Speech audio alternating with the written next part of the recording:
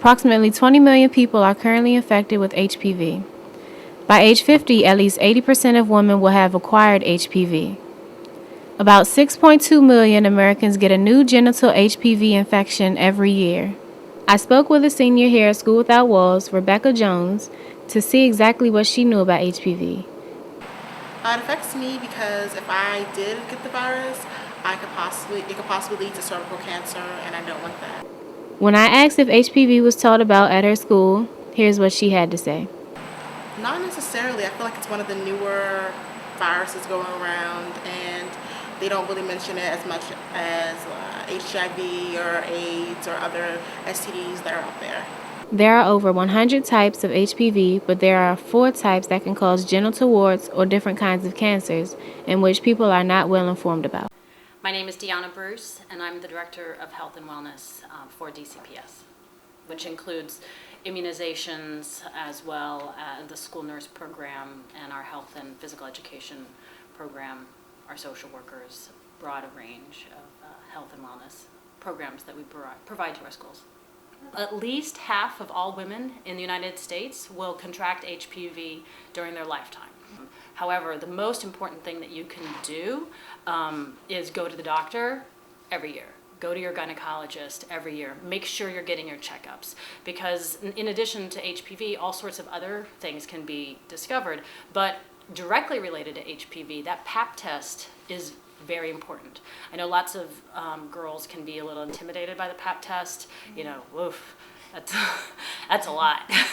but it's so important because that's how HPV is detected. And across the country, 10,000 women will develop cervical cancer each year, and many women who do not have to die of cervical cancer die. Over 3,000 die every year of cervical cancer. If those women had had their annual GYN exams and had received Pap tests as often as their doctor had asked them to, they wouldn't have died. Rita Rubin, the medical reporter for the USA Today, spoke a little on the infection. There was just a paper that came out in the Journal of the American Medical Association this week out of the CDC that looked at girls and women ages 14 to 59, and found that 26% of them were infected. So one thing that we've learned is that while a teacher can teach about throwing and catching, and they can talk about oral health, it's a lot harder for many people to talk about human sexuality. It can make people uncomfortable. They can feel weird.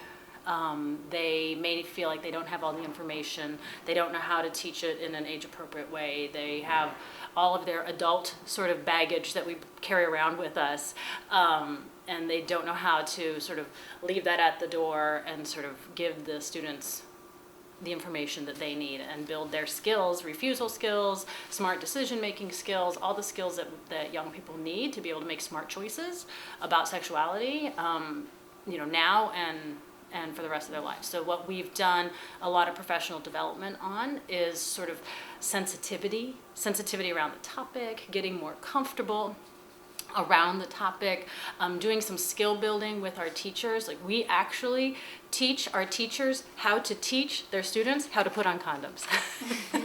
We actually had a training last week or the week before with our health teachers called Condom Comfort, where we actually had them there over at the big Logan Professional Development Center with these penis models, teaching them how to teach this to a group of 16-year-olds. And so that's, helping them be more comfortable with that sort of teaching that content. They're good teachers, they know how to teach, but it's hard to teach that subject. And so just, giving them skills so that they're more comfortable with the subject matter. So that's sort of one of the areas that we've been focusing a lot of our professional development on. It's not so much what is HPV, but how do I teach that? And this has been Breanna Murphy reporting for School Without Walls News.